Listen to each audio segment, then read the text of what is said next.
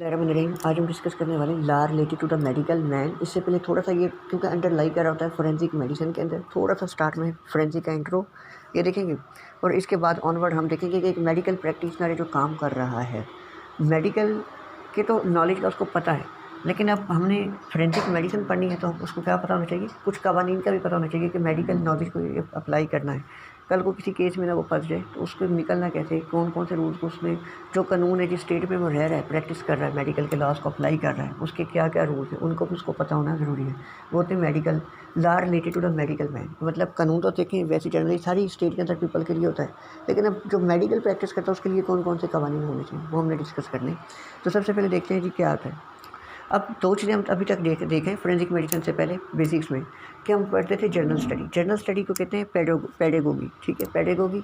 और जो complex study हो, जैसे हम एडल्ट लर्निंग जिसको कहते हैं उसको कहते हैं एंड्रोगोगी, ठीक है। एंड्रोगोगी एंड पेडागोगी। पेडागोगी में क्या था, जब तक हम पढ़ते थे सिंपल चीज़ें, तो व्हाट इज़ दिस, जैसे एक मोबाइल है, वो कहते हैं ये मोबाइल है, क्या है ये मोबाइल है, ठीक है। लेकिन अब हमने क्या डिस्कस करना है कि मोबाइल, इसके फीचर क्या है, किस कंपनी का क्या प्राइस है, या एक सेब है, तो ठीक है। अब हमने डिस्कस करना है कि सेब, ठीक है जी, क्या है, ये एक फल है, ठीक है, मीठा होता है, कब किस सीज़न में होता है, किस सीज़न में बेस्ट ग्रोथ होती है इसकी, इस तरह की चीज़ें, यानी कि एक कंसेप्चुअल लर्निंग करनी है, ठीक है। अब सिंपल अगर बात की जाए कि पेडागोगी एंड्रोगोगी में क्या फ़र्क है। पेडागोगी चाइल्ड लर्निंग है, इसमें सिर्फ हम आंसर करते हैं व्हाट का, और अगर वाई का आंसर करें तो दिस इज़ एंड्रोगोगी, ठीक है जी।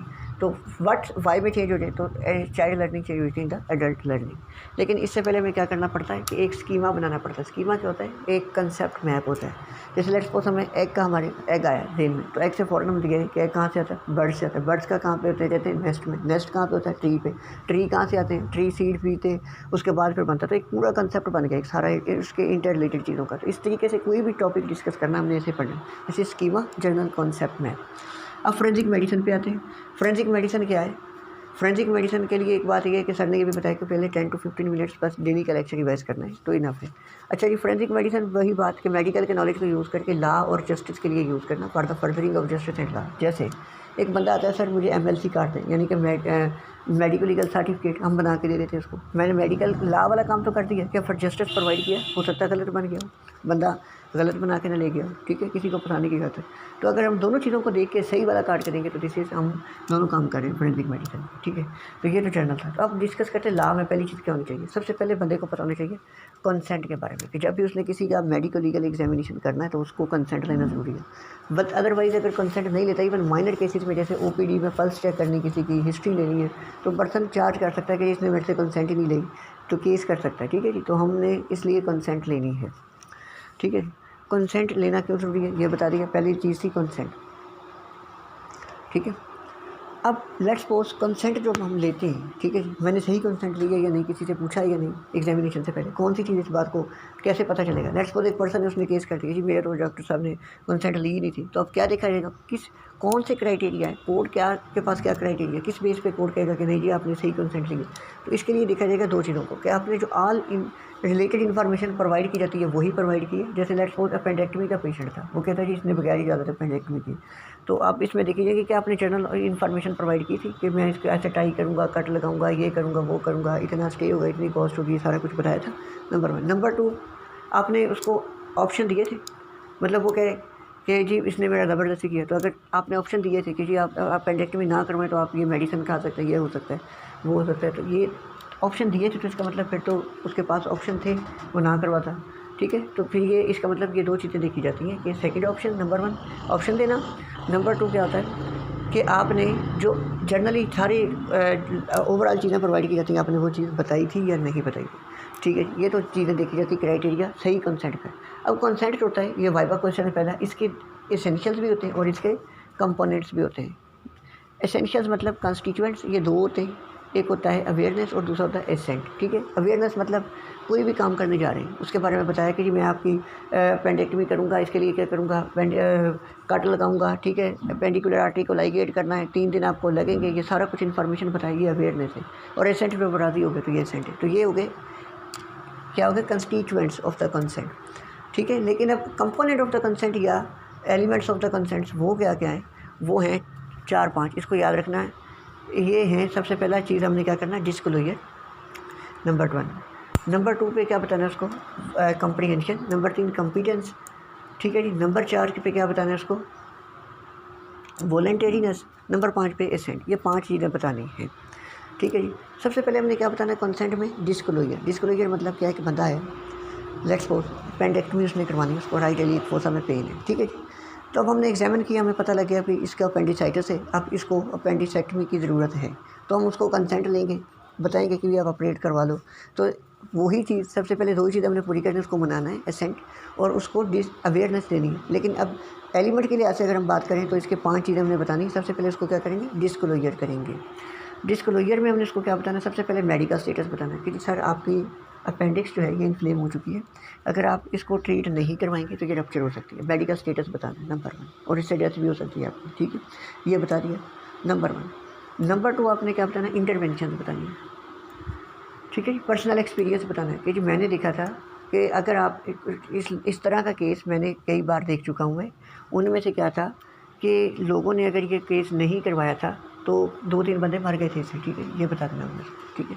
ये दूसरी चीज़ थी। पर उसके बाद आपने क्या बताया, एविडेंस दिया। पहले क्या बताया उसको, मेडिकल स्टेटस के बारे में बताया। तीसरा इंटरवेंशन। अच्छा जी, अब वो कहेगा, और इसके लिए आपने उसको ये बता देना है, पहली चीज़ उसको क्या बताई कि सर आपका अपेंडिक्स जो है इन्फ्लेम हो चुका है, इसको ना अपेंडेक्टमी की ज़रूरत है, अगर आप ये अपेंडेक्टमी नहीं करवाते तो ये फट सकती है। क्यों, इसकी वजह ये है कि मैंने 2-4 केसेस बल्कि काफ़ी सारे केसेस ऐसे देखे हैं जिनमें क्या था कि इस कंडीशन में पर्सन ने ऑपरेट नहीं करवाया था तो उसकी अपेंडिक्स फट गई थी और उसकी डेथ हो गई थी। तो इसकी इंटरवेंशन ये है कि इसलिए आपको क्या चाहिए कि ऑपरेट करवाना चाहिए। ऑपरेट में ये कि हम आपकी बटन होल सर्जरी कर सकते हैं, या लेप्रोस्कोपिक सर्जरी, या हो सकता है कि हमें आपका ओपन एब्डोमिनल सर्जरी करनी पड़ेगी। इसके ऑप्शन है, इस तरीके से हम आपकी कर सकते हैं। उसके बाद पर्सनल एक्सपीरियंस शेयर करना है। पर्सनल एक्सपीरियंस ये शेयर करना है कि जी हमने देखा गया है कि ये सक्सेस है, मतलब पर्सनल एक्सपीरियंस अपना शेयर ये करना है कि अगर आप नहीं शेयर करवाते तो अदर ऑप्शन तो ये है कि आप एंटीबायोटिक्स आपको देंगे, हम इस तरह की चीज़ें आपको देंगे, ठीक है जी।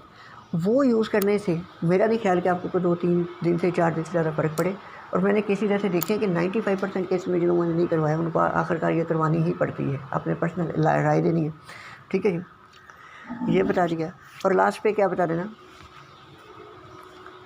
नेक्स्ट टू द किन। ये इंपॉर्टेंट वाइवा क्वेश्चन है। पहला वाइवा क्वेश्चन था कि एसेंशियल और कंपोनेंट का फ़र्क। दूसरा नेक्स्ट टू द किन, कि अब जो पर्सन आया है, हो सकता है वो 20 साल का 20 साल का उसका ID कार्ड बना हो, तो हम गार्डियन से कंसेंट नहीं लेंगे बल्कि उस पर्दे से लेंगे जो कि खुद मिजाज है इस चीज़ का, कंपोनेंट, ठीक है जी।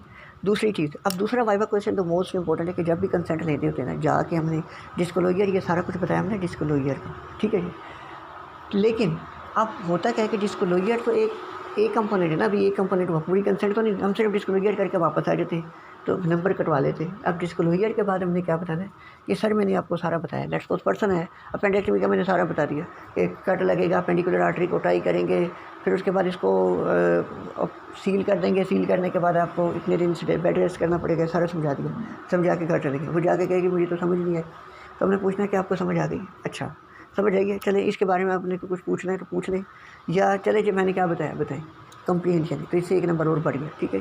और जाते अगर बच्चा बैठा है तो देखते सारी हमने कंसेंट लेने से पहले क्या करना है, देखा बच्चा बैठा है, कंपिटेंट ही नहीं है वो, तो माइनर की कंसेंट वैलिड ही नहीं होती, तो हमने क्या करना है, देखते कहना कि सर इसका गार्डियन, उसने कहा नहीं कि आप लें इसी लें, चलें शुरू करें, 1 नंबर बढ़ गया। नंबर 2 सारा प्रोसीजर बताया, डिस्क्लोजर बताया, ठीक है। उसके स्टेप जो मेडिकल स्टेटस बताया, इंटरवेंशन बताई, पर्सनल एक्सपीरियंस शेयर किया, नेक्स्ट टू द किन सारा बता दिया। उसके बाद क्या किया, उसके पूछा ही नहीं या आपको समझ आएगी नहीं, समझ आने का पूछा तो कंप्रीहेंशन हो गया। और उसके बाद अच्छा बता दिया, समझ आ गई, अच्छा ठीक है जी अब आप राज़ी हैं, अब एग्री हैं, तो वो कहता है जी मैं राज़ी तो नहीं हूँ, अगर आप कहते तो साइन कर देता हूँ, तो ऐसे नहीं करना, बल्कि क्या करना कि आप लिखें, ठीक है। तो पूछे उसे, अगर वो राज़ी नहीं है तो हमने एक होता है कंसेंट, एक refuse to the consent, refuse ले लेना है कि कल को वो ये ना कहे कि मेरे से तो पूछा ही नहीं था, कोई एविडेंस ही नहीं हमारे पास होगा कि हमने कंसेंट ली नहीं, ठीक है, केस हो सकता है। तो हमने कहना चले आप नहीं राज़ी तो लिख दें, आप नहीं करवाना चाहते, ठीक है, रिफ्यूज़ टू द कंसेंट। और अगर एग्री है ठीक है, तो फिर उसके बाद अगला एसेंट, एसेंट मतलब विलफुलनेस, मतलब वो तो राज़ी है, ठीक है, फिर उसने करवाना ही अल्टीमेटली। तो ये हो गए सारे कंसेंट के कंपोनेंट। और उसके बाद क्या होता है कि कौन से पैरामीटर यूज़ करने हैं, कि हमने जब भी कंसेंट लेनी है सिंपल लैंग्वेज यूज़ करनी है, कम्युनिकेशन स्किल को ब्रॉड करना है, कि इंटरप्रेनर रख लेना है। अगर लेट्स सपोज पर्सन फार्मर है तो हमें इंग्लिश में भी बोलनी चाहिए, अगर नहीं आती तो हम इंटरप्रेनर लाएंगे, मेरी भी उसकी ज़ुबान पर समझ सुरेगी है तो उसके साथ इंग्लिश नहीं बोलते, उसको सिंपल उसी वर्ड में बता दें, ताकि कम्युनिकेशन स्किल अगर वैलिड नहीं होगी तो हम वैलिड कंसेंट नहीं ले सकेंगे, ठीक है जी। ये सारे इसके एसेंशियल से पैरामीटर्स थे। अब पैरामीटर्स के बाद आए थे कुछ स्पेशल केसेस। हाँ, फेयर में, इंसेन में एक बंदा जो आया कि वो अनकॉन्शियस दीवाना है या कोई क्या है कि बच्चा है, अभी ID कार्ड नहीं बना उसका, तो इस कंडीशन में या फिर कंसेंट वैलिड नहीं होती। सेक्शन 90 ये बताता है। सेक्शन 92 ये बताता है कि कंसेंट जो है नॉर्मली तो ये सारा कुछ बताना पड़ता है, सारा प्रोसीजर, ये सारे पॉइंट बताने हैं, लेकिन अगर कुछ जगह पे होती है less stringent consent. Less stringent मतलब ये कि पर सारा बताना ज़रूरी नहीं होता है, जैसे कि इमरजेंसी है, ये 92 सेक्शन कहता है। या पर्सन को ऐसी कंडीशन में है कि बहुत ज़्यादा सीवियर फॉर्म में, तो हमने जल्दी से उसको ट्रीट करना। लेकिन आजकल के डॉक्टर क्या करें, कंसेंट ले कैसे करते हैं, तो पता भी होता है कि पर्सन को क्या प्रॉब्लम है, तो उसको फिर भी कहते हैं कि प्रोसीजर एक्सप्लेन करो, तो ये भी काम नहीं करना। अच्छा जी, अब स्पेशल केसेस है कि अगर कोई बंदा माइनर आता है, पहली बात माइनर की तो कंसेंट होती है। नंबर 2, माइनर नहीं है, लेट्स सपोज जवान है लेकिन वो क्या इनसेन है, तो उसकी कंसेंट भी वैलिड नहीं। नंबर 3, अनकॉन्शियस है, उसकी कंसेंट भी वैलिड नहीं, गार्डियन देगा, ठीक है। और उसके बाद अगर अनकॉन्शियस आ जाता है तो फिर क्या करता है हमें पता ही नहीं है, तो लेकिन हम क्या करेंगे, 2 प्रैक्टिशनर को बुलाएंगे, वो देख के कहेंगे कि हाँ भाई इसको ज़रूरत है ऑपरेट की, तो हम उसको ऑपरेट कर देंगे, अदरवाइज़ नहीं, ठीक है जी। अनकॉन्शियस। और in case of the sterilisation मतलब कि इनफर्टाइल हो जाना पर्सन का, ठीक है, या वधी का या पति का, ठीक है। तो अगर तो वो माइनर है तो उसमें गार्डियन से लेंगे कंसेंट स्टेरलाइजेशन के लिए। अगर वो माइनर नहीं मतलब जवान है, एडल्ट है, ID कार्ड बना हुआ, तो फिर वो खुद देगा। अगर वो खुद शादीशुदा तो उसकी बीवी भी साथ देगी, ठीक है जी। मदर बीवी या मर्द देगा उसका, अगर बीवी की करनी है तो बाईलैटरल ट्यूबल लाइगेशन मतलब पास्ट रेफरेंस को कट करना है, तो ठीक है जी, इसके लिए वो देगा। फिर ब्लड डोनर के लिए एक होती है क्वाड्रुपल कंसेंट, मतलब लेट्स सपोज ब्लड डोनेशन देनी है तो देने वाला देगा, ठीक है। कुछ लोग नहीं देते रमज़ान की वजह से, ठीक है जी। और उसके बाद हमारे पास आ जाता है आगे कंसेंट में आपको बताया कि क्वाड्रुपल कंसेंट क्या होती है कि ऑर्गन ट्रांसप्लांट करना मैं दूंगा, जिसने ऑर्गन लेना है, जिसने देना डोनर वो देगा, उसकी भी बीवी देगी, मेरी बीवी देगी, ठीक है। ये चार बंदे देंगे, रेसिपिएंट की, डोनर की भी, वाइफ या पार्टनर छोटा स्पाउस दोनों का देगा। स्पाउस कहते हैं मतलब लाइफ पार्टनर को, ठीक है। तो ये दिस इज़ क्वाड्रुपल कंसेंट। तो ये सारी चीज़ें जो हमने एक्सप्लेन कर देनी है, ये स्पेशल केसेस थे कंसेंट के।